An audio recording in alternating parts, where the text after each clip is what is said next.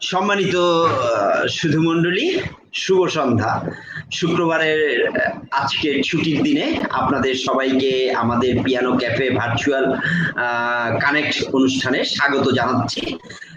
বরাবরের মতে আমরা সবসময় চেষ্টা করি ব্যতিক্রম কিছু নিয়ে দর্শকদের সামনে হাজির হওয়ার জন্য, এবং আমাদের ধারাবাহিক সেই প্রচেষ্টা অব্যাহত আছে।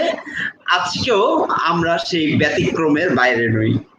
আমরা এমন একজন মানুষকে আপনাদের সাথে আজকে পরিচয় করিয়ে দিতে চাই, যিনি সুদূর লন্ডন থেকে নিজের দেশকে ভালোবেসে চলে এসেছেন শুধুমাত্র আমাদের সোনালী অতীতকে স্মরণ করে।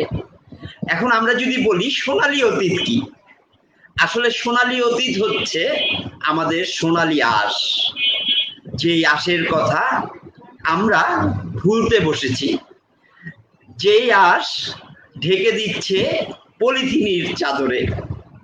আসলে আমরা কেন এত পলিথিন প্রিয় হয়ে গিয়েছি, যেই পলিথিন আমাদের ঢাকার নালা নর্দমা, আমাদের শহরকে বিষাক্ত করে দিচ্ছে।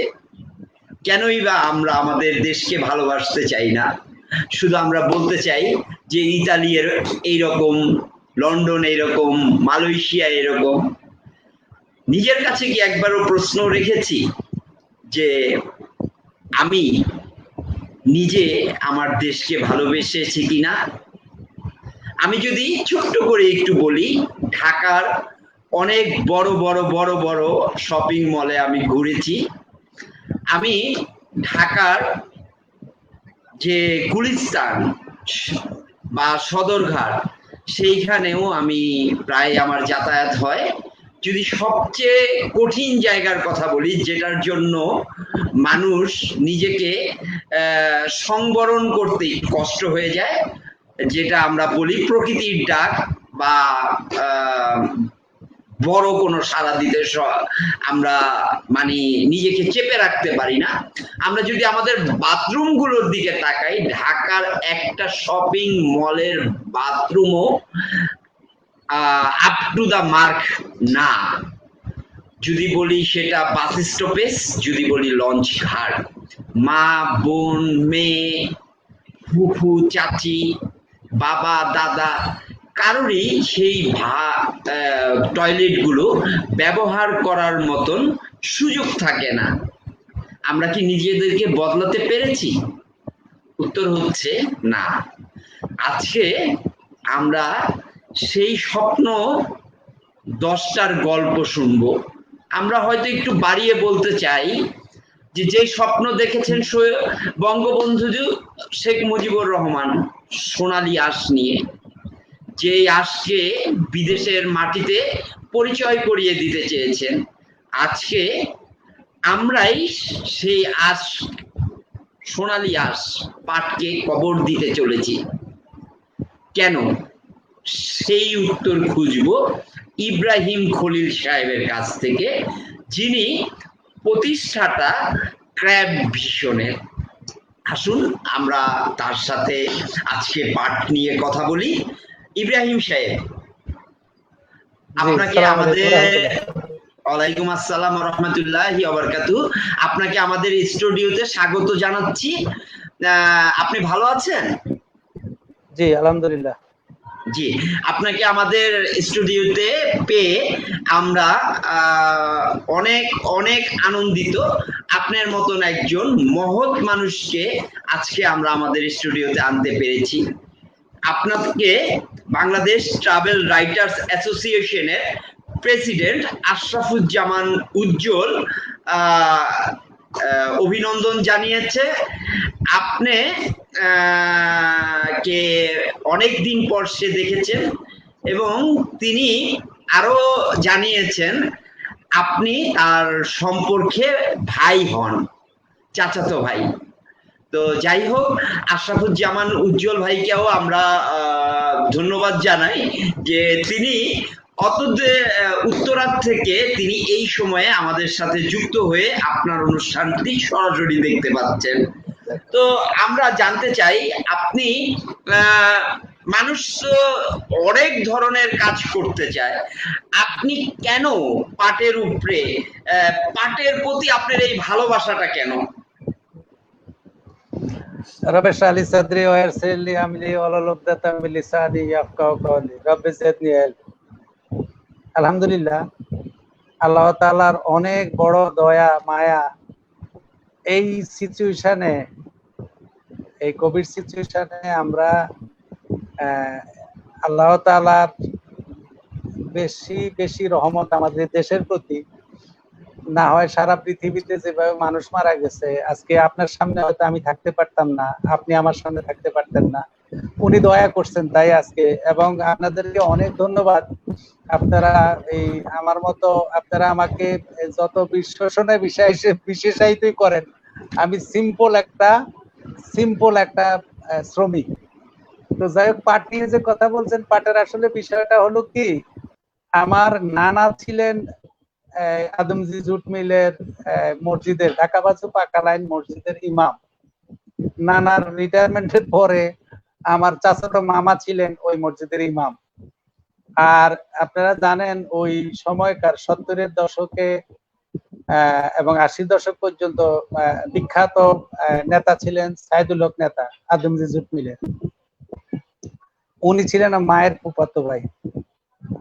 এবং আমি ইয়েতে আমাদের চৌমুহানি, আমার বাড়ি যেহেতু নোয়াখালী, চৌমুহানি ডেল্টা জুট মিলে শত শত শ্রমিক গ্রামে ছোট কারে টিফিন বাটি হাতে মিলে যেতে দেখেছি। আসলে ছোটকালে যে জিনিসগুলো থাকে এটা মনে দাগ কাটে। আমি ঢাকা বাজু পাকা লাইনে নানার কাছে আসছি, মামার কাছে আসছি, ওই স্মৃতিগুলো মনে আছে। এবং এই যে শাটলের একটা শব্দ, এইটা কানে আমার এখনো বাজে। এটা হলো একটা। আর আরেকটা বিষয় হলো যে আসলে আমি ছোটকালে যেহেতু গ্রামের ছেলে, আমি ম্যাট্রিক পর্যন্ত আমি সেই 1981 সাল পর্যন্ত আমি নোয়াখালীতে ছিলাম। তখন নোয়াখালীতে পাট হইতো। পাটের একটা মানে অনেকের কাছে এটা দুর্গন্ধ, আমার কাছে কিন্তু আসলে তখন এটা দুর্গন্ধ মনে হয়। আমার কাছে এটা কেমন যেন একটা ফ্লেভার। কারণ আমার মা সহ সবাইকে এটা নিতে দেখছি, এটা যে কিভাবে আঁশ ছাড়ায় সেটা দেখছি। এবং আমাদের অনেক লোক নিত, আপনার ওয়ার্কার নিত এটাকে নেওয়ার জন্য। চাষ করতাম আমার বাবা এটা করাইতেন। যদি আমার বাবা ঢাকা থাকতেন, কিন্তু লোকজন দিয়ে করাইতেন। আমাদের এক ভদ্রলোক ছিলেন, নয়নের বাবা বলতাম আমরা, উনি এগুলো দেখাশোনা করতেন। যাই হোক, তো আসলে এইটা গেল একটা ওখানে। ওটা তো মনের ভিতরে রেখে দিয়েছি। আর আমি আসলে চাকরির সুবাদেই আমি ইয়েতে যাওয়া, ফরিদপুর, এবং ফরিদপুর থেকে পরে আমার রাজবাড়িতে পোস্টিং হয়। রাজবাড়িতে পোস্টিং হওয়ার পরে আমি ওখানে আমি পাংশা একটা এলাকায় আমি আমার ওই ফিল্ড ভিজিটে যাওয়ার, ওখানে গিয়ে দেখলাম যে আমাদের আবু হেনা সাহেব, সাবেক নির্বাচন কমিশনার, ওনার বাড়িতে দেখলাম যে আদি তাঁত, লুঙ্গি বোনার তাঁতগুলা, এই তাঁত দিয়ে সুইডিশ এক ভদ্রলোক আপনার এই পাটের সুতাকে রিনোভেট করে আপনার ওই টেক্সটাইল মিলটাকে, লুঙ্গি বোনার সেই তারটাকে রিনোভেট করে পাটের সুতা দিয়ে সেই ধরনের ফ্যাব্রিক তৈরি করছে, মানি ব্যাগ, পার্টস, আরো বিভিন্ন ধরনের স্কুল ব্যাগ, এগুলা করছে। তো যেহেতু আমার বাবা আসলে ব্যবসায়ী ছিলেন, ব্যবসায়ী হয়তো সেই ন্যাকটা আমার ভিতরে হয়তো ছিল, রক্তের মধ্যে সেটা হয়তো ছিল। না হয় আমি চাকরি করতে গেছি ওগুলা নিয়ে, আমার ব্যবসার চিন্তা কেন। আমি ওই বছর 1996 বিয়েও করলাম ওই বছর। এবং আমি পরে কি আমার ওয়াইফকে নিয়ে আমি ওখানে থাকতাম, ফরিদপুর রাজবাড়িতে থাকতাম ভাড়া। আমি ওখান থেকে কিছু পার্টস নিয়ে, স্কুল ব্যাগ নিয়ে, মানি ব্যাগ নিয়ে আমি ঢাকায়, ওই সময় আমার ওয়াইফকে আবার আমি ঢাকায় বাপের বাড়িতে রেখে গেছিলাম। আমি হাতে হাতে কিছু নিয়ে নিয়ে এসে এগুলা আমি এই আসাদ গেট আড়ং এ নিয়ে গেলাম। আড়ং দেখে খুবই সুন্দর, তো ওয়াও, এটা কোথায় পাইছেন আপনি? আমি বলছি এরকম আমার কাছে আছে, আপনারা নিতে চাইলে দিতে পারে। বলে যে দেখেন আমাদের এটা তো ডিসপ্লে সেন্টার, এখানে সেল সেন্টার, আর আমাদের প্রকিউরমেন্ট নোয়াখালী। পরের সপ্তাহে আমি আর একটু বেশ কিছু ইয়ে করে বেশি করে নিয়ে এসে আমি পরে নোয়াখালী এই ব্র্যাক সেন্টারে গেলাম।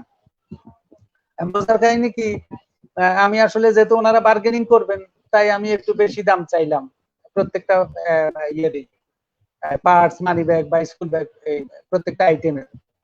এবং মজার কাহিনী করে ওনারা একটা বার আমাকে দাম নিয়ে কিছু বললেন না।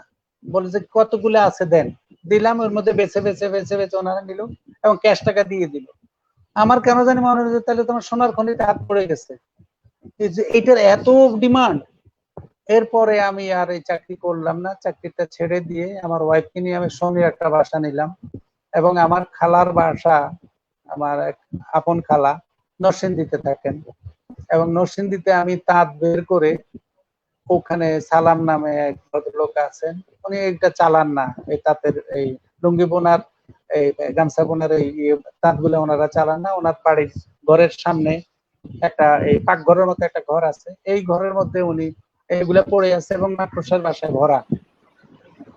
মজার কাহিনী কি, আমি ওইখানে এই বিসমিল্লাহ পড়ে আমি ওনার আমি ইমামগঞ্জ থেকে 9 কেজি ওজনের একটা পাটের কোন নিয়ে আমার শুরু করা এবং আমি ওখানে ওই ফ্যাব্রিকটা শুরু করি এবং এটা 1996 এ ফয়সাল ভাই আপনার মাধ্যমে আমি দর্শক শ্রোতাদেরকে বলবো 96 সালে আসলে তখন পর্যন্ত ডাইভার্সিফাই জুট প্রোডাক্ট বলতে ওই যে মা বোনরা ওই যে সবুজ রঙের লাল কটকটা একটা বেতের হ্যান্ডেলওয়ালা একটা ব্যাগ ছিল, মা বোনরা কাপড় চোপড় নিয়ে বাপের বাড়ি বেড়াতে যেত, ওইটা ছাড়া জুটের ডাইভার্সিফিকেশন বলতে কিছু ছিল না।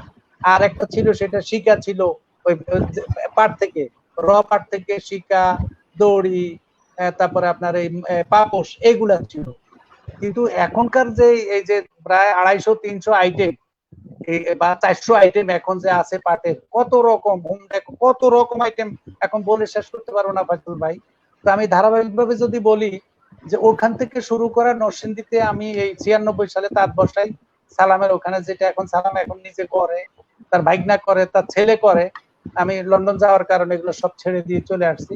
তো আমি পরে এক সময় এইটুক বলে আপনাকে আবার ফ্লোর দিব আপনার প্রশ্ন করার জন্য, যে আমি এই ফরিদপুর থেকে এসে ছোট্ট করে 2টা রুম ভাড়া নিছি শনি আখড়ায় নিয়ে, সামনের রুমে আমার কারখানা, পিছনের রুমে আমি আমার ওয়াইফকে নিয়ে থাকতাম। এই শুরু করা এবং ঢাকা শহরের মধ্যে আমি ফেরি করে এই money bag, parts, school bag এগুলা তৈরি করে করে ফেরি করে করে বিভিন্ন শোরুমে আমি ঢাকা শহর হেঁটে হেঁটে হেঁটে হেঁটে, এবং কিছু কঠিন সময় গেছে ফয়সাল ভাই এক সময়, যে শনির আখড়া থেকে যাত্রাবাড়ি আসতে বাস উঠতে দিত না। মনে করেন আপনি গুলিস্তান আসবেন, ওই ব্যাগ কান্দে দেখলে আমাকে নিতে দিত না, সিট নাই। তখন কি করতাম, হেঁটে হেঁটেও আমি অনেক সময় আমি এই সায়দাবাদ ইয়েতে যাত্রাবাড়ি এসে তারপরে বাস ধরতাম, বাসে উঠতাম। এরকম স্ট্রাগল করে ফেরিগিরি করে করে এই পাটকে নিয়ে, এই কারণে আসলে হয়তো এই দরদটা এখনো। আমি যখন শুরু করছি জুটের পাটের ডাইভার্সিফিকেশন যে কথাটা আসে এখন, আমি যখন শুরু করছি তখন এই আসলে এই প্রথম দিককার এই আমার শুরু করা, এবং আমি এই স্ট্রাগল করে এটাকে এমন একটা জায়গায় নিয়ে আসছিলাম। এবং 2002 সালে যখন আপনার আমাদের তখন বন পরিবেশ মন্ত্রী ছিল শাহজাহান সিরাজ সাহেব, এই শাহজাহান সিরাজ সাহেবের এই যখন উনি ইনস্ট্যান্ট পলিথিন বন্ধ করে দেয়, ওই সময় আমাকে এবং প্রত্যেকটা হ্যান্ডিক্রাফটস যারা তৈরি করে তাদেরকে ফ্যাক্টরি গুলাকে উনি সচিবালয়ে ডাকছিলেন, ডেকে উনি একটা ফোরাম করে দিয়েছিলেন, পলিথিনের বিকল্প পাটের ফোরাম। তো আমি সেই ফোরামের সেক্রেটারি করে দিছে আমাকে, সাবেক এক জয়েন্ট সেক্রেটারি সিরাজ সাহেবকে সভাপতি করে 300 অর্গানাইজেশনের একটা কমিটি করে দিছিল। তো ওইটা দিয়ে শুরু করছিলাম ভালো, কিন্তু অত্যন্ত দুঃখজনক, আমি ওই সময় আবার ওই ওয়ার্ল্ড ব্যাংকের ফাইন্যান্সে আমি ফ্রাঙ্কফুর্ট গেছিলাম, জার্মানি ফ্রাঙ্কফুর্টে ফেয়ার করতে গেছিলাম। তো ফেয়ার থেকে এসে আমি 2001-এ গেলাম একবার, এবং 2002-এ যখন গেলাম আমি ফ্রাঙ্কফুর্ট থেকে লন্ডন হয়ে ঢাকায় ফিরে এসে দেখলাম যে পলিথিনের আদমজি জুট মিল বন্ধ করে দিচ্ছে। এটা 2002 সালের 30শে জুন। এবং বিশ্বাস করেন হয়তো আমার ভাগ্য সুপ্রসন্ন, রাগও লাগছে, এত কষ্ট করছি এটার জন্য। পরে আমি সিদ্ধান্ত নিলাম, যেহেতু আমার ভিসা আছে, আমি লন্ডন থেকে মাত্র আসছি,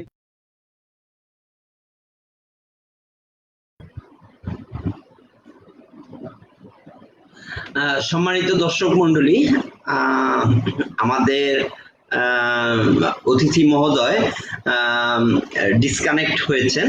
আমরা শীঘ্রই তার সাথে যোগাযোগ করার সংযুক্ত হওয়ার চেষ্টা করছি। তার মধ্যে আমরা এই সময়ের মধ্যে আমরা আপনাদের তিনি আমাদের সাথে আবার যুক্ত হয়েছেন। জি, আমি আমি আমি সরি ভাই, যেহেতু টেকনোলজির কারণে। ঠিক আছে, আমরা আসলে দর্শকদের কাছে ক্ষমা চেয়ে নিচ্ছি। আপনার উদ্দেশ্যে একটা মেসেজ আসছে। শাহিন ইসলাম আপনাকে সালাম জানিয়েছেন। তিনি গাজীপুর থেকে আপনার মূল্যবান বক্তব্য শুনছেন এবং তিনি আরো গভীরের কথা শুনতে চাচ্ছেন। তো আমরা আসলে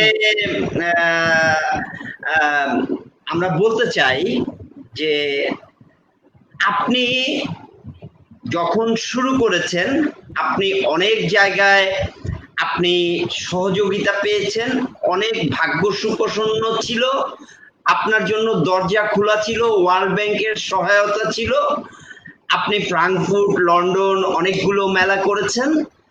তো আপনার এই কথাটার সাথে আমি একমত যে যখন কোনো উদ্যোক্তা দেখে বাস বা বাসের আমরা যারা যাতায়াত করি তাদের এই সমস্যাটা অনেক সময় সম্মুখীন হতে হয় যে ব্যাগ কাঁধে দেখলে অনেক সময় কন্ডাক্টর বা বাস চালক এরা সুন্দর মতো নিতে চায় না এবং যত্রতত্র যাত্রীকে নামানো আমাদের এক ধরনের মানসিকতা হয়ে দাঁড়িয়েছে। আমি মাঝে মাঝে বলি যে কিছু অল্প শিক্ষিত লোক অনেক শিক্ষিত লোককে দৌড়ানোর চেষ্টা করে। যখন বাসগুলো পিক আপে পাড়া দেয় আমাদের মতন শিক্ষিত লোকেরা আমরা কি করি, বাসের পিছনে পিছনে দৌড়াই উঠানোর জন্য। আমরা যদি আমাদের সাইকোলজিক্যালি আমরা একটা যাত্রী স্পটে দাঁড়াই, বাস কিন্তু সেখানেই দাঁড়াবে নির্দিষ্ট জায়গায় এবং নির্দিষ্ট জায়গায় আমাদেরকে নামাবে, কিন্তু আমরা সেই কাজটা করি না। আমরা করি একটু ব্যতিক্রম, যে যে বাস চালাচ্ছে তার পিছনে পিছনে আমি শিক্ষিত আমি দৌড়াচ্ছি, আমি কেন দৌড়াবো? তাই মাঝে মাঝে আসলে নারায়ণগঞ্জে যখন আমরা ট্রাভেল ব্যবসা পরিকল্পনা করি বা ব্যবসা করতে চাই তখন আমাদেরকে অনেক প্রতিযোগিতার সম্মুখীন হতে হয়। ঢাকা এত বড় একটা বাজার, এইখানে সৎ লোক পাওয়া অনেক মুশকিল। দেখা যায় অল্প যারাও আছে তারা অল্প বিস্তর মার্জিনে আমাদের মার্কেটটা নষ্ট করে দেয়। এমনও অনেক সময় গিয়েছে যে আমি ব্যক্তিগতভাবে কাকলি থেকে হাঁটা শুরু করেছি, প্রধানমন্ত্রীর অফিস পর্যন্ত হেঁটে হেঁটে এসেছি শুধু বাসে উঠবো বলে। গিয়েছে কিন্তু আমাদের পর্যটনের যেই নেচার সেটা থেকে আমরা বের হতে পারিনি। তো আমরা আপনার কিছু কাজ তুলে ধরতে চাই, আমরা আপনাকে আরো সামনে নিয়ে আসতে চাই। আপনার কাজগুলো আমাদের দর্শকদের উদ্দেশ্যে আমরা একটু দেখাতে চাই। তা হচ্ছে সম্মানিত সুধী মণ্ডলী, আপনারা দেখছেন যে ক্র্যাব ভিশনে ইব্রাহিম খলিল সাহেব কি করছেন, পাট দিয়ে আপনার কাজ কি হতে পারে। উনি একটা ডায়াগ্রাম করেছে, আপনার পাট আমাকে অক্সিজেন দিবে, আপনার পাটের বিকল্প পলিথিন, পাটের বিকল্প হোম ডেকোর, পাট দিয়ে আপনার টুথপেস্ট হচ্ছে, পাট দিয়ে আপনি পাটের গাড়ির যে মডিফিকেশন আছে, গাড়ির যে চেয়ার ডেকোরেশন করতে পারছেন, পাটের ব্যাগ বানাতে পারছেন, পাটের ফেসিয়াল হচ্ছে, পাটের টিন হচ্ছে, পাটের ওষুধি হচ্ছে, পাটের গ্রিন টি আছে এবং পাট দিয়ে আমরা কাগজ তৈরি করতে পারি। তো দেখেন একটা মানুষ একটা ডায়াগ্রাম আমাদের কাছে তুলে ধরেছে, যিনি পাটের ঔষধি গুণ ও সোনালী আঁশের ইতিহাস। অথচ এই মহৎ এই সোনালী আজটাকে বঙ্গবন্ধু যে স্বপ্ন দেখেছেন সেই স্বপ্নকে কবর দিতে চলেছেন কিছু অসাধু সরকারি কর্মকর্তা যারা পাটকে ধ্বংস করার চক্রান্তে লিপ্ত। আমরা তাদের বিরুদ্ধে কথা বলতে চাই যে পাট আমাদের সম্পদ, পাট আমাদের ঐতিহ্য, পাট আমাদের সমৃদ্ধি, যে পাটকে দিয়ে বাংলাদেশ বিশ্ব দরবারে পরিচিত। আমরা পাটের বিকল্প অন্য কিছু চাই না, আমরা পাটের জন্য পাটকেই চাই, পাটকেই চিন্তা করতে চাই। তো এইখানে আপনারা আমাদের ইব্রাহিম ভাইয়ের আরো কিছু কাজ দেখেন।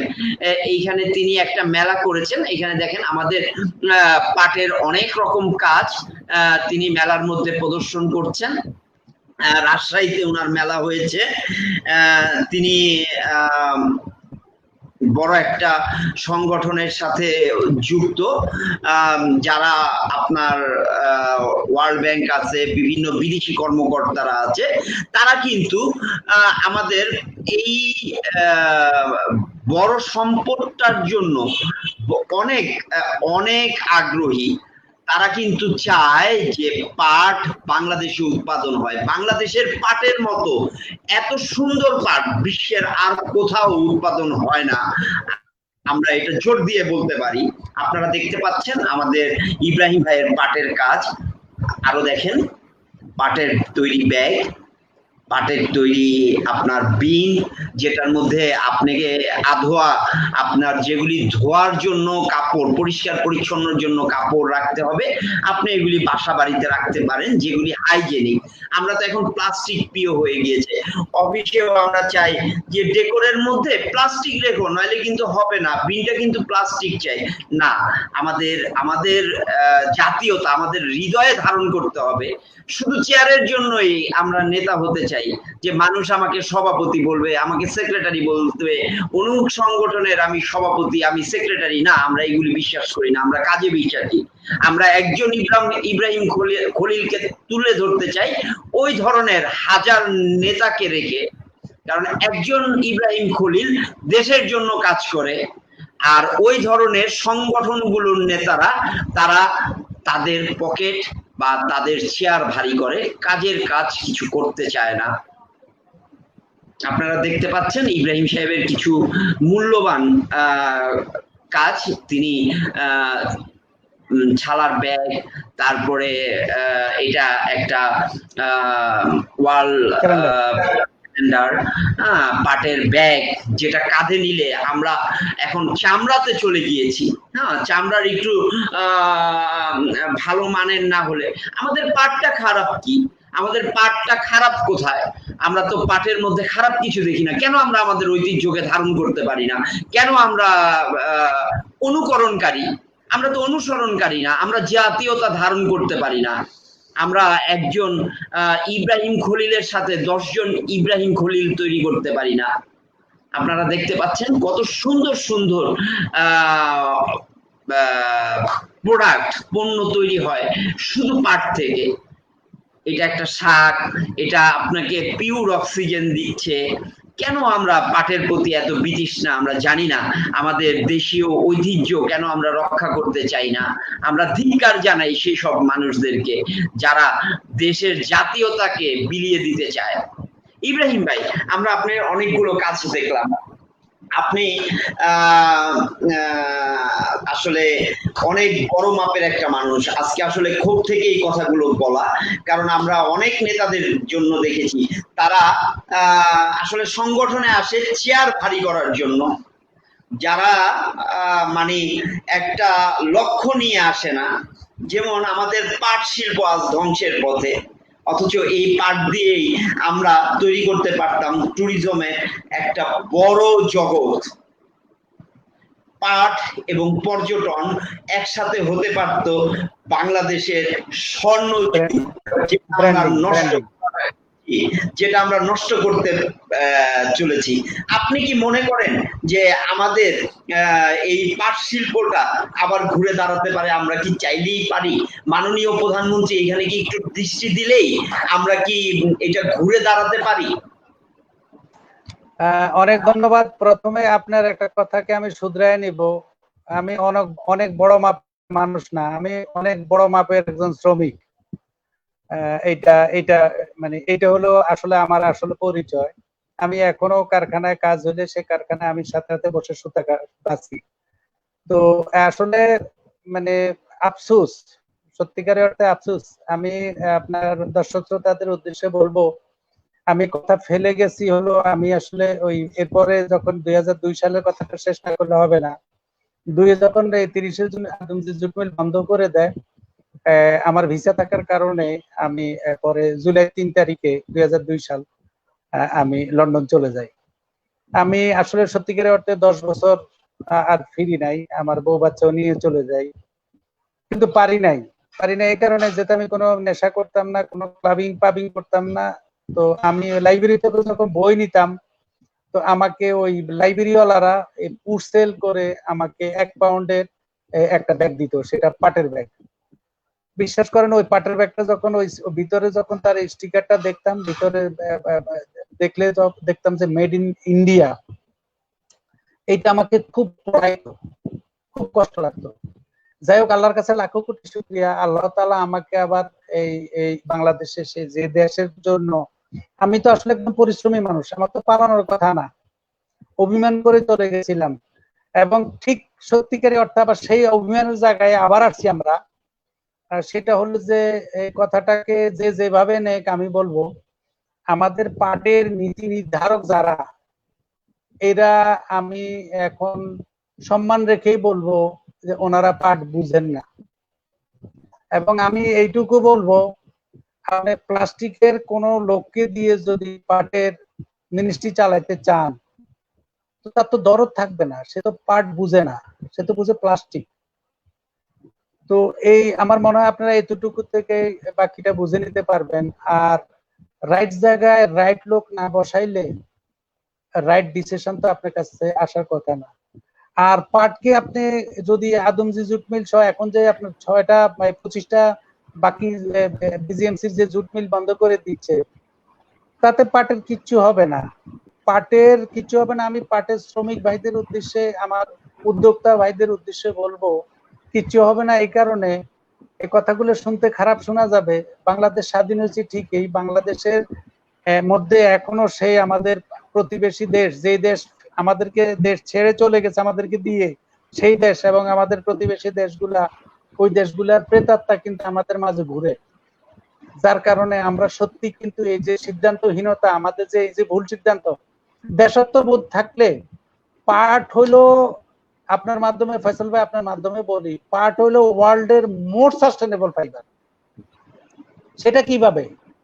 সেটা হলো ইকোলজিক্যালি, ইকোনমিক্যালি, আপনার কথা বুঝতেছেন, এবং এনভায়রনমেন্টালি। এইটা যেরকম অর্থ আনে, এইটা যেরকম পরিবেশের জন্য, আপনি কি জানেন 1 হেক্টর জমিতে পাট চাষ করলে ওই বছর ওই হেক্টর জমি থেকে 12 টন অক্সিজেন নির্গত করে এই পাট, 15 টন নাইট্রোজেন সে গ্রহণ করে। তাহলে এটা মানে আপনার পরিবেশের জন্য ভালো।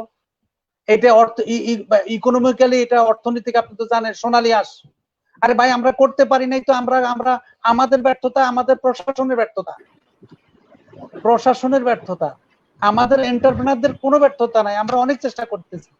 আমি যদি কথাটা বলি, আমাদের একটা ছোট্ট সংগঠন আছে, সেটা যে আমরা এই যে যারা এই কাজগুলো করি, তাদেরকে যে গার্ডিয়ান, যে দেখাশোনা করে, যে ডিপিসি, আপনার মাধ্যমে ফয়সাল ভাই বলতে চাই, যে ডিপিসি তে আমাদের সরকার একজন চুক্তিভিত্তিক, মানে উনি ওনার এডিশনাল সেক্রেটারিকে এডিশনাল দায়িত্ব দিয়ে এখানে বসাইছে। এটার ইডি যে ইডি হলো একজন এডিশনাল সেক্রেটারি, এবং উনি এডিশনাল জব এটা ওনার।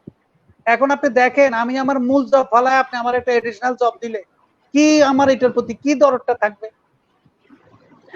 আসলে আমি আপনার সাথে একটু বলতে চাই আমাদের দর্শকদের উদ্দেশ্যে যে এখনো পাকিস্তানি প্রেতাত্মারা বাংলাদেশে যাতে অগ্রগতি না হয় সেই চেষ্টায় লিপ্ত।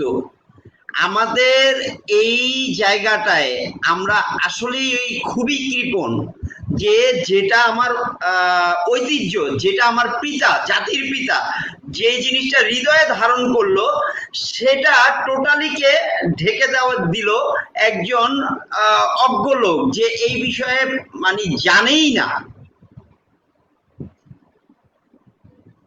আমি মনে হয় আপনার সাথে একমত হইতে পারতেছি। আমি দেশ দেশ খ্যাস এইটা বলতেছি না, বুদ্ধিমান যারা তারা বুঝবে। আমি এইভাবে কারোর প্রতি আঙ্গুল দিয়ে বলতে পারি না। আমি আমার টেকনিক্যাল যেইভাবে বলার দরকার, আপনারা এখানে যারাই প্রোগ্রাম দেখবে ইনশাল্লাহ সবাই বুঝের মানুষ। আমরা এখন এই পার্টটাকে আসলে যেহেতু এইটা আমাদের এই আপনি এটা জানেন তো, পার্ট এই বাংলাদেশ স্বাধীনের পিছনে পার্টেরও ভূমিকা আছে। পার্টের ভূমিকা আছে এই কারণে, আসলে আপনার তো ছোট্ট অনুষ্ঠান, এইটা আপনি একটা এপিসোডে শেষ করতে পারবেন না। আমি ব্যক্তি ইব্রাহিমকে জানতে হলে একটা এপিসোডে পারবেন না, এই কারণে কোনটুক ফেলে আপনি কোনটুক বলবেন। পাটের ইতিহাস যদি বলতে হয় তাহলে এইটার বাংলাদেশে ছিল পাট, আর হুগলির পাট দিয়ে ভারতের পাট দিয়ে ছিল হলো ইন্ডাস্ট্রি গুলো। সুতরাং এই যে এই পলিটিক্স আজকের না, এই পাট নিয়ে রাজনীতি আজকের কোন রাজনীতি না। এই শিল্পটা ধ্বংস হওয়ার কোনো স্কোপ নাই। কারণ আমার ওই যে আপনি যে পাটের যে গাছটা দেখাইছেন, এটা আসলে আমি আমার সর্বোচ্চ এফোর্ট দিয়ে 4000 ম্যাগাজিন, এটা একটা ছোট্ট একটা চটি বই, এখানে সুইডিশ এক ভদ্র মহিলা ক্রিস্টিনা নাম, তাদের ওখানে ল্যাব করছে, পাটের ল্যাব করছে। ওই ভদ্র মহিলা 6 পেজের একটা লেখা আছে, ডক্টর আব্দুল্লাহর লেখা আছে, ডক্টর মোবারক সাহেবের লেখা, পাটের যারা পাট একেবারে বোদ্ধা যারা, তাদের প্রত্যেকের লেখা এখানে আছে, আমাদের উদ্যোক্তাদের লেখা আছে, আমার নিজের লেখা আছে, আমার যে কষ্টগুলো সেখানে লেখা আছে। তো এখন বলতেছিলাম এই কারণে যে একটা পাতার মধ্যে লেখা আছে যে পাট দিয়ে কত কিছু হয়, কেন ভাই আমার হয় না কেন? আমার কোথায় সমস্যাটা, কোথায়? আমার আসলে যতক্ষণ সরিষার ভিতরে ভূত না তাড়াবেন, এর সরিষা দিয়ে কিছু করতে পারবেন না, সরিষার ভিতরে ভূত। এখন আমার দেখেন কোভিড সিচুয়েশনে আমার এই প্রায় এই যে আমাদের উদ্যোক্তা গুলো আছে 70% উদ্যোক্তা, আমি 50 বলবো না, আর 1-2 মাস যদি যায় 70% উদ্যোক্তা তার আর এই ফ্যাক্টরিটা চালু করতে পারবে না।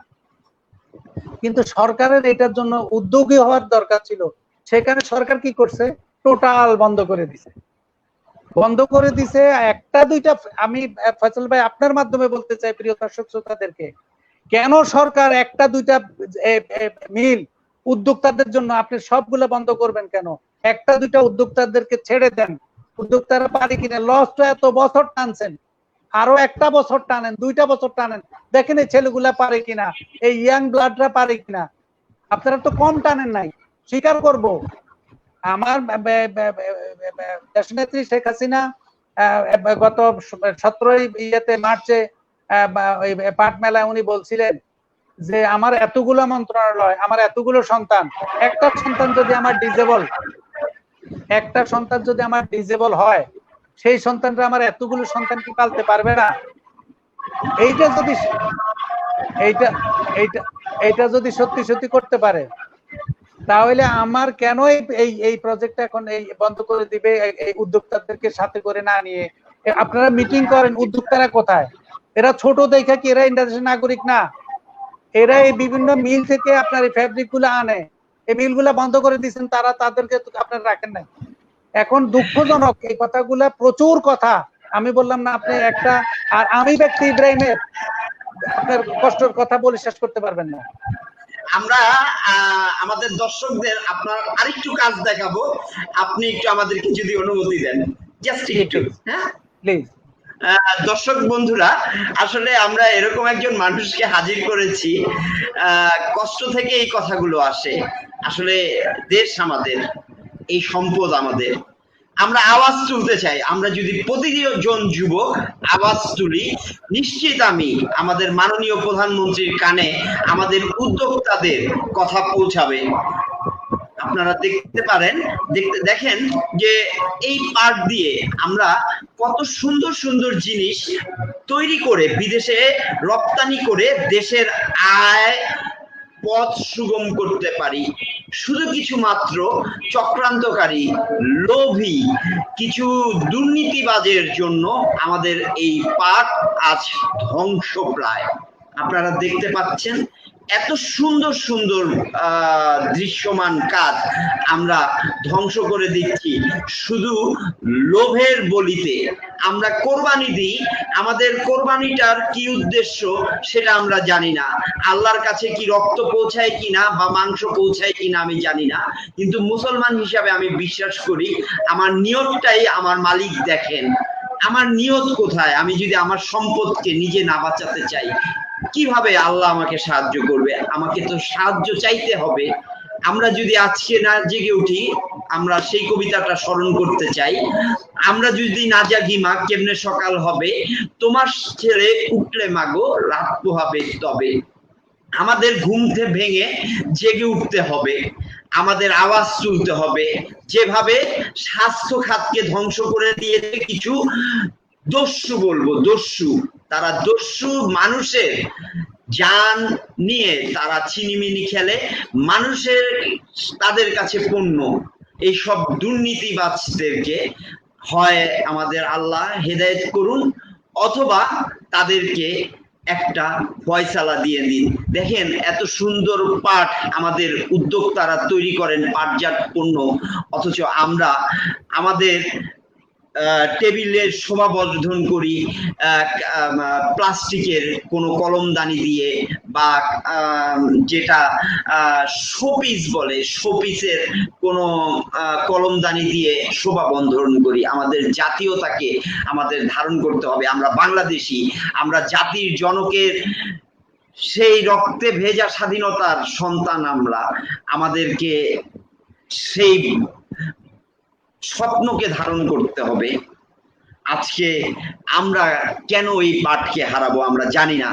এই যে আমাদের এত সুন্দর সুন্দর পণ্য যেটা বিদেশে আমাদের জন্য রপ্তানি হয়, যেটা আমরা দিয়ে আমাদের গার্মেন্টস থেকেও আমরা বেশি রপ্তানি আয় বাংলাদেশে আনতে পারি, সেটাকেই আমরা ধ্বংস করে দিচ্ছি। এ কথা বলার অপেক্ষা রাখে না, আগামী দিনও গার্মেন্টস ধ্বংসের দ্বার প্রান্তে চলে যাবে। আপনারা যদি আজকেই সতর্ক না হন, আমরা যারা যুবক আছি আজকে যদি আমরা সতর্ক না হই, তাহলে কোনোভাবেই আমাদেরকে আর ফেরানো যায়, আমাদের এই দেশীয় ঐতিহ্যকে রক্ষা করা যাবে না। আসুন সবাই সম্মিলিতভাবে আওয়াজ তুলি। আমরা আবার ইব্রাহিম ভাইয়ের কাছে আসব। ইব্রাহিম ভাই, আমরা আসলে আমি ব্যক্তিগতভাবে পর্যটন শিল্পের সাথে জড়িত, এবং আমি দেশের বাইরে এবং দেশের অভ্যন্তরে পর্যটন নিয়ে কাজ করি। সরকার অনুমোদিত আমার প্রতিষ্ঠানটি, যদিও এই পরিস্থিতিতে আমরা সরকারের কোনো সহায়তা পাইনি, এবং আমাদের নেতারা কতটুকু চেষ্টা করেছেন আমি জানি না, কেনই তারা সরকারকে বোঝাতে সক্ষম হয়নি তাও আমি বলতে পারি না। আমি আজকে আপনাকে এখানে খুবই একটা বিশেষ উদ্দেশ্য নিয়ে আমন্ত্রণ জানিয়েছি। আমাদের প্রায় আমাদের এই ইন্ডাস্ট্রির সাথে, ট্যুরিজম ইন্ডাস্ট্রির সাথে আমরা প্রায় 90% উদ্যোক্তা আমরা সম্পূর্ণ এখন বেকার। কেউ ব্যবসা পরিত্যাগ করেছি, কেউ সিজনাল ব্যবসায় জড়িত হয়েছি, কেউ পণ্য বিক্রি করছি আম, কেউ চা, কেউ মাছ, কেউ হয়তো অন্য অন্য ব্যবসায় সফটওয়্যার বিজনেসে আমরা ঝুঁকছি, কিন্তু আমরা কেউ পাট নিয়ে চিন্তা করছি না। আপনি কি আমাদেরকে একটু সহায়তা করতে পারেন? আমাদের যারা মানে এখন আমরা যারা ঘরে বসে আছি, আমিও ঘরে বসে আছি, আমিও বেশ কিছুদিন আম বিক্রি করেছি, কারণ আমার এখন আয়ের কোনো সোর্স নেই। আমি কি একজন পাটের এই পণ্যের, পাটজাত পণ্যের একজন উদ্যোক্তা হতে পারি? যদি উদ্যোক্তা হতে চাই, আমার কি কি বিষয় নিয়ে এখনই করতে হবে? কারণ আমার এই বিষয়ের উপরে কোনো লেখাপড়া নেই। এবং আমি এই কথা আপনাকে একটু জানাতে চাই যে আমরা যখন ট্রাভেল ব্যবসা করেছি তখন আমাদেরকে অনেক প্রতিযোগিতার সম্মুখীন হতে হয়েছে, কারণ আমরা ঢাকার আমরা পুরাতন রাজধানীতে, আমরা বাংলাদেশের পুরাতন রাজধানী, দ্যাট মিনস আমরা নারায়ণগঞ্জে, এবং ঢাকায় যারা থাকে, যারা রংপুর, দিনাজপুর বা সিলেট বা আরো দূর দূরান্ত থেকে এসে ঢাকায় থেকে ব্যবসা করেন, তারা নিজেদেরকে মনে করেন ঢাকাবাসী। হ্যাঁ, আর আমাদেরকে অনেক চ্যালেঞ্জের সম্মুখীন হতে হয়। তো এই ধরনের পরিস্থিতিতে আমরা যেহেতু এখন নারায়ণগঞ্জে আছি, নারায়ণগঞ্জে পাটের সাথে একবারে হৃদয়ের সম্পর্ক, কারণ আদমজি এবং আরো কয়েকটা আহমদ জুটেক্স, প্রায় বাংলাদেশের সবচেয়ে বড় বড় পাটের মিলগুলি নারায়ণগঞ্জে ছিল। এবং আপনি জানেন বিজিএমসি ও নারায়ণগঞ্জে, বাংলাদেশ জুট ওনার্স অ্যাসোসিয়েশন, তো ওনার্স মিলস অ্যাসোসিয়েশন, তো আমার বাংলাদেশের প্রায় অনেক বড় বড় সংগঠনের হেডকোয়ার্টার নারায়ণগঞ্জে। তো আমরা কিভাবে পাটের সাথে যুক্ত হতে পারি? আমাদের যারা পর্যটন কর্মী আছে, যারা চাকরি করতেন, যারা আজকে চাকরিচ্যুত, তারাও এই পেশায় কিভাবে আসতে পারে? আপনি কি মনে করেন এখন আসার কোনো সুযোগ আছে, এবং সুযোগ থাকলে কিভাবে আসতে পারে, এবং কতটুকু সম্ভাবনা এটা ভবিষ্যতে আমরা পেতে পারি? আমরা একবার অনুষ্ঠানের শেষ পর্যায়ে আপনার এই প্রশ্নটা শুনেই আমরা আমাদের অনুষ্ঠান শেষ করব। ইনশাআল্লাহ, থ্যাংক ইউ ভেরি মাচ। আপনি সুন্দর একটা প্রশ্ন করছেন। আসলে এই কোভিড সিচুয়েশন আমাদেরকে দেখাই দিছে যে আসলে এই আমরা যদি এখনো আমরা এই পরিবেশ সহায়ক জিনিস ব্যবহার না করি, আমরা যদি এখনো সেই পলিথিন জাতীয় ওরকম জিনিসপত্র ব্যবহার করি, তাহলে প্রকৃতি তার যে শাসন করা, সে শাসন কিন্তু শুরু হয়েছে। তো এই প্রকৃতির শাসনের থেকে বাঁচতে হলে আমাদের প্রকৃতিকে ভালোবাসতে হবে, আর প্রকৃতি ভালোবাসতে হলে আমাদের ন্যাচারাল এই সুতার পরে, কটনের পরে আপনার এই হলো পাট। সুতা করতে সময় লাগে, সুতা হইতে 240 দিন লাগে, প্রচুর পানি লাগে। এবং এইটা এই বিশেষ করে এই কটনের যে চাষ, এই চাষ ব্যয়বহুল এবং এটা সব জায়গায় হয় না। তো আর পাট এমন একটা জিনিস, আল্লাহর এমন বড় একটা নেয়ামত, এইটা যে কোনো জায়গায় এই আপনার করলে, ছিটাইলেই অল্প যত্নে, কারণ একটু বড় হইলে এটা ঘাসের নিচে পড়ে যায়, ঘাস নিচে পড়ে গেলে গাছটা উঠে যায়, সুতরাং ঘাস মরে যায়, সুতরাং এটা দুই একটা নিড়ানি দিলেই পাটটা হয়ে যায় ইনশাআল্লাহ। এবং এইটা আমাদের দেশে এমন জমিতে হয় যেখানে পানি থাকে, পানি জমি, ওইটা ওই সময় চাষ কিছু করা যায় না, ওই পাট হইলে এটা একটা বাড়তি ফসল আমাদের জন্য। আর ফয়সাল ভাই, আপনাকে বলবো, পাট আসলে আপনি এটাকে ধ্বংস করতে পারবেন না। আর আমি আপনাকে বলতেছি, আমি যেহেতু ট্রেনিং করাই, আপনি জানেন কিনা, আমি লন্ডন থেকে আসার পর আমি আসলে ব্যবসায় যতটুকু মনোযোগ দিচ্ছি, তাতে বেশি মনোযোগ দিচ্ছি হলো উদ্যোক্তা তৈরিতে। একটাই কারণ, আমরা যেহেতু আমাদের এইটার যে নীতি নির্ধারক, তারাই পাট, আমি শ্রদ্ধা রেখে বলতেছি, ওনারা পাট হয়তো ধারণ করে না, জানলে হবে না, পাটকে নিজের সম্পদ হিসেবে ধারণ করতে হবে। আমাদের দেশাত্মবোধ কম, দেশাত্মবোধ কমে যাওয়াতে আমরা এটাকে এইভাবে নেগলেক্ট করতে পারি, মিল বন্ধ করতে আমাদের গায়ে লাগে না। তো আমি বলতেছিলাম যে আপনারা যে ট্রেনিং করলে, যে কোনো জিনিস, ছাইয়ের ব্যবসা করতেও জানতে হয়, ছাইয়ের ব্যবসাও যদি করতে হয়, যে খালাম্মা ছাই লাগবো ছাই লাগবো, সে কিন্তু সারাদিন কিন্তু এটা ছাই বিক্রি করে, সে কিন্তু দিনের শেষ কিন্তু সে আপনার টাকা নিয়ে ঘরে যায়, খাবার নিয়ে ঘরে যায়। তো সুতরাং সে ছাইয়ের ব্যবসাটা বুঝে, সে ভিজা ছাই বিক্রি করে না, শুকনা ছাই বিক্রি করে, এগুলো জানতে হবে। সুতরাং আপনি পাটটা না জেনে ব্যবসা করতে পারবেন না।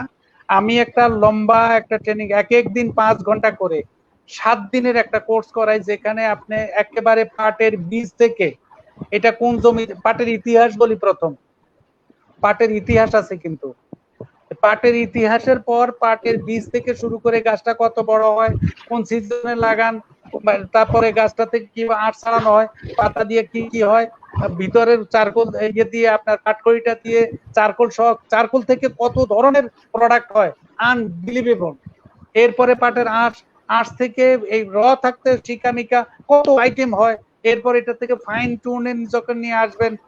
এবং এখন তো ইয়েরা যেটা করতেছে, সুইডেন যেটা করতেছে, এটা আমার প্রোফাইলে আছে। আমি আমার প্রিয় দর্শক শ্রোতা মন্ডলীদেরকে রিকোয়েস্ট করব, আমার প্রোফাইল, যেহেতু এখানে সময় স্বল্পতা, আমার প্রোফাইলে গিয়ে আপনারা একটু দেখবেন, জুটবর্গ নামে একটা কোম্পানি, তারা এই যে আমাদের সিএনজির মতো একটা 3 হুইল গাড়ি বানাইছে এই পাট দিয়ে। পাট দিয়ে কিভাবে বানাইছে? পাট থেকে হলে সেলুলোজ হয়, এই যে পিছিল যেটা দিয়া ডক্টর মোবারক সাহেব পলিথিন করছে, আজকে বঙ্গবন্ধু সেতু যেটা করতেছে, পদ্মা সেতু, এই সেতুর মতো একটা প্রজেক্ট কিন্তু আপনারা করতে পারতেন এই পাট থেকে। কারণ হচ্ছে যে এই সেলুলোজ থেকে যদি আপনি গ্রানুলটা করতে পারেন, তাহলে সারা পৃথিবী আপনাকে চিনবে। সারা পৃথিবীতে ট্রিলিয়ন ট্রিলিয়ন পিস এই পলিথিনের ডিমান্ড, কিন্তু আমরা পাট থেকে সেটা নিতে পারি, আমাদের সে জমিও আছে, কিন্তু কোথায় যে ডক্টর মোবারক আটকে আছে, কেন যে উনি এটা করতে পারে না, কোথায় কিসের কারণে যে কি আটকে আছে উনি নিজেও জানেন না। ওনাকে প্রশ্ন করলে ওনার কাছে উত্তর নাই। তো এইখানে যে জায়গাগুলো আপনি বলছিলেন, আমি অত জোর দিয়ে বলবো না, তার কারণ হচ্ছে যে আমাদের বললাম না, এখানে জিদ দেখায় কথা বলতে পারি, জিদ না। আসেন, আপনারা দেশকে ভালোবাসেন, আপনারা যে দেশকে ভালোবাসতেন না, আমি এখন আল্লাহর রাস্তায় অনুরোধ করবো আপনারা দেশকে ভালোবাসেন। শিল্প ধ্বংস করা, এটা আপনি কত বড় শিল্প, কত বড় ইন্ডাস্ট্রি ধ্বংস করতে যাচ্ছেন আপনারা, আপনারা চিন্তাও করতে পারবেন না। আপনারা এই জাতির কাছে, ইতিহাসের কাছে লিখিত হয়ে থাকবেন। আপনাদের এই ইতিহাস আপনাদেরকে ছাড়বে না, ইতিহাস কাউকে ক্ষমা করে না। এখনকার এই যে অনেক রকম, আপনি স্বাস্থ্য বিভাগ থেকে অনেক বিভাগের উদাহরণ দিচ্ছেন, ইতিহাস কাউকে ছাড়ে নাই। এক সময় কনি দেয়, আরেক সময় এই কনি খাইতে হয়, এখানে আবার নিজেকে খাইতে হয়। এইটা হলো প্রকৃতির শাসন। তো পাটের বিষয়ে কথা হলে যে আপনারা, আমি মোস্ট ওয়েলকাম জানাবো। আমি একদম 7 দিনে মোটামুটি একটা ছোট্ট এন্টারপ্রেনিয়র কত টাকা দিয়ে ব্যবসা করতে পারবে এবং তার কি কি প্রোডাক্ট সে করবো, অল ওভার দ্য ওয়ার্ল্ডে ডিমান্ড, এটাকে সে কিভাবে ফর্মা কাটিং করবে আমি শেখাই, কিভাবে ব্যাগ মেকিং করবে মেশিনে বসায় শিখাই, তারপরে ওয়েস্ট থেকে কিভাবে ওয়েস্ট ম্যানেজমেন্ট করে কিভাবে ওয়েস্টটাকে কাজে লাগাবে সেটা শিখাই। তারপরে স্মার্ট মার্কেটিং, যেহেতু আমি ই কমার্সের সাথে আছি, আমি ওই যে আমাদের যে ই কমার্স অ্যাসোসিয়েশন আছে, এটার রুরাল ই কমার্স স্ট্যান্ডিং কমিটির চেয়ারম্যান হিসেবে আছি। সুতরাং এটা আপনাদেরকে ওই স্মার্ট মার্কেটিংটাও শেখাবো, কিভাবে আপনি ঘরে থেকে অ্যামাজনের মাধ্যমে বিভিন্ন অনলাইনে আপনি ছোট ছোট এই প্রোডাক্টগুলো সেল করবেন, সেই বিষয়ে আমি পরামর্শ দিব। দিয়ে এরপরে আপনি কিভাবে আপনার লাইসেন্স করবেন, কিভাবে আপনি এক্সপোর্ট লাইসেন্স করবেন, কিভাবে আপনি বায়ার ধরবেন, সমস্ত বিষয় আপনাকে 7 দিন, এক এক দিন 5 ঘন্টা করে আমি শেখাই। এবং আল্লাহ চাইতে ইনশাল্লাহ আগামী মাসে এই ঈদের পরে আমি হয়তো 15 তারিখে আমি আমার ব্যাচ, আমার অলরেডি 15-20 জন জমে গেছে। তারা বারবার রিকোয়েস্ট করতেছে, কোভিড সিচুয়েশনের কারণে আমি সোশ্যাল ডিস্টেন্স মেনটেন করার কারণে এখন করাই নাই, এখন শুরু করা লাগবে। কারণ এগুলা কষ্টের পাট, এভাবে আমার দেশ থেকে পাট যাইতে পারবে না। পাট, পৃথিবীর শ্রেষ্ঠ পাট হয় ফরিদপুরে, আমার দেশে। এইটা কেন প্রতিবেশী দেশ নিয়ে এইটাকে দিয়ে সুন্দর সুন্দর প্রোডাক্ট করে তারা এটা 200 গুণ 300 গুণ দামে সেল করে, আর আমি কি করি, র পাটটা সেল করে দেই। আমি র পাটটা পাশের দেশে, আপনি চিন্তা করতে পারবেন না, শত শত ট্রাক এই পাশের দেশে ঢুকে এই র পাট নিয়ে। অথচ আমাদের মেধা কিন্তু কমতি না, মেধা কম না, আমাদের দেশের লোক কিন্তু বিভিন্ন আমেরিকা, বিভিন্ন দেশে, বিভিন্ন জায়গায় বড় বড় পোস্টে চাকরি করে। আমাদের দেশের ব্রেন কেন ট্রেন হয়ে যাবে? কেন আমরা এদেরকে আটকে রাখতে পারবো না? অল্প কিছু নীতি নির্ধারক মানুষের কারণে, অল্প কিছু খারাপ মানুষের কারণে এই দেশের, আমাদের দেশের সব মানুষ খারাপ না, আমাদের দেশের সব সরকারি কর্মকর্তা খারাপ না, কিছু মানুষের কারণে এটা হচ্ছে। আসেন, আমরা সত্যি বলছেন আপনি, আমরা সজাগ থাকি। আমরা ইয়াং এন্টারপ্রেনিয়ার যারা, বাংলাদেশ এমন এক ভাগ্যবান এক দেশ, কারণ এত ইয়াং মানুষ বাংলাদেশ ছাড়া কোথাও নাই। এবং এই ইয়াংদেরকে কাজে লাগাইতে হইলে আসেন ফয়সাল ভাই, আমরা সবাই এক হই। আমি বুড়ো হয়ে গেছি, আমাকে এখন হয়তো আর বেশি হয়তো এইভাবে করে সাক্ষাৎকার নিতে পারবেন। আমার আর এখন আর কি করার আছে, আমি মানব সেবার সাথে আছি, ই কমার্স অ্যাসোসিয়েশনের একটা প্ল্যাটফর্মে মানব সেবার মাধ্যমে বিভিন্ন জায়গায় খাদ্যদ্রব্য পৌঁছাইতেছি। এবং এখন এই যে ডিজিটাল হাটের, ই কমার্সের ডিজিটাল হাটের এক সার্বক্ষণিক এটার সাথে আছি, লাইভ করতেছি, মানুষের কিভাবে ঘরে থেকে গরু কিনবে সে ব্যাপারে বলতেছি। অনেক কথা ফয়সাল ভাই, আপনি বলেন প্লিজ। Thank you. আপনাকে আমি 2টা কথা বলি দর্শকদের কাছ থেকে বিদায় নিব। প্রথমে আমি বলতে চাই আমি সৌভাগ্যবান, কারণ আমি বাংলাদেশে জন্মেছি, আমি জাতির জনকের পদধূলি প্রাপ্ত নারায়ণগঞ্জে আমার জন্ম, কিন্তু আমার গ্রামের বাড়ি ফরিদপুর আমার গ্রামের বাড়ি, যেখানে সবচেয়ে দামি পাট হয়। ভাঙা সদর, মাদারীপুর, শরীয়তপুর, গোপালগঞ্জ, যা বঙ্গবন্ধুর স্বপ্ন, বঙ্গবন্ধুর স্বপ্নের কারণে আজকে পদ্মা সেতু হচ্ছে, যেটা আমাদের স্বপ্ন, আমরা হৃদয়ের ধারণ করি। বিশ্বের চতুর্থ সম্ভবত বৃহত্তম সেতু। যদি মাননীয় প্রধানমন্ত্রী সাহস করে এত বড় সেতু নিজস্ব অর্থায়নে করতে পারেন, আমরা তরুণরা কেন পাটকে বাঁচাতে পারবো না? এটা আমি তরুণদের কাছেই, তাদের নিজেদের বিবেকের কাছে ছেড়ে দিলাম। তারা নিজেরাই নিজেদের কাছে প্রশ্ন করুক যে মাননীয় প্রধানমন্ত্রী এত বড় একটা কর্মযজ্ঞ চালাচ্ছেন, তো আমরা কি পাটকে বাঁচাতে পারি না? অবশ্যই পারি। আমাদের সেই যোগ্যতা আছে, আমাদের মেধা আছে। আমি আপনার কাছে আরেকটু বলতে চাই, আমিও মানব সেবার একজন কর্মী, ভলান্টিয়ার। আমরা আপনার সাথেই আছি, আপনার নেতৃত্বেই কাজ করছি, এবং আমি নারায়ণগঞ্জে যতটুকু যখন দেখা দরকার আমাকে যখন নির্দেশ দেওয়া হয়, আমি সেইভাবেই আমি কাজ করি মানব সেবার হয়ে, এবং আমাকে জাহাঙ্গীর আলম শোভন ভাই আমাকে সহযোগিতা করেন। এবং আমি আপনার কাছে একটি আর্জি রাখবো যে আমাদের একটি সংগঠন আছে, এটা আমাদের ট্যুরিজমের সংগঠন, আমাদের প্রাণপ্রিয় একটি সংগঠন। আমি প্রজন্ম পরিষদের সাথে যুক্ত, এবং আমাদের একটি সংগঠন আছে tour operator association of Bangladesh. আমরা আশা করব যে আমাদের সংগঠনের সদস্যদের জন্য আপনি একটি কোর্স করানোর ব্যবস্থা করবেন, যেখানে আমাদের আগ্রহীরা উপস্থিত হয়ে অন্তত পাটকে আমরা বাঁচাতে পারি, পাটের সাথে পর্যটনকে যুক্ত করতে পারি, বিদেশিদেরকে আমন্ত্রণ জানাতে পারি, আসো আমার সোনালী দেশ দেখো, আমার মাকে দেখো, এই দেশই আমার মা, এই দেশই আমার রানী, আমার রানীকে দেখে যাও, এই পাটকে দেখে যাও। আমরা আপনার সহযোগিতা চাই, এবং আপনার একটি প্রোগ্রামে আমি অংশগ্রহণ করে আপনার থেকে শিক্ষা নিতে চাই পাটের উপরে। আশা করি আপনি আমাকে সেই সুযোগ দিবেন, এবং আজকের মতো আপনাকে সালাম জানিয়ে বিদায় নিচ্ছি। সুধী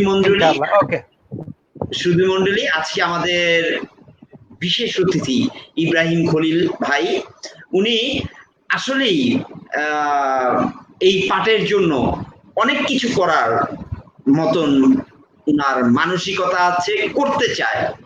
আমরা কি একটু সুযোগ দিতে পারি না? আমরা কি একটু তার দিকে দৃষ্টি দিতে পারি না? উনি না হোক, যিনি পাট বুঝেন, দরজাটা খুলে দিন। মনের দরজাকে প্লাস্টিক দিয়ে আবদ্ধ করে না রেখে পাটের অক্সিজেনে বিশুদ্ধ বাতাস নিই। আমরা পাট বাঁচাই, দেশ বাঁচাই, পর্যটন বাঁচাই। দেখা হবে আরেকটি অনুষ্ঠানে 2 ঘন্টা পরে। ধন্যবাদ, সবাই আমাদের সাথে থাকবেন। ধন্যবাদ। আসসালামু আলাইকুম। আসসালামু আলাইকুম।